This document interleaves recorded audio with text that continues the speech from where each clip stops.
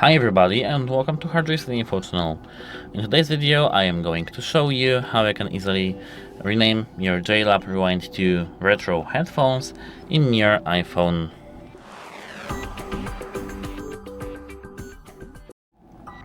At first we have to enter the settings. Now we have to enter the Bluetooth settings, and here we have to tap this info icon.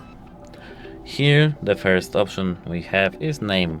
We have to tap that, and here now we can modify our name. We can add emotes, delete emotes, add text, delete text, etc. And when we are done, we can tap done. If you want to bring back our name to the default one, we have to tap this X button here. And then if we tap done again, we can see that our name is the old one now. That's it, hope it helps you, and have a nice day.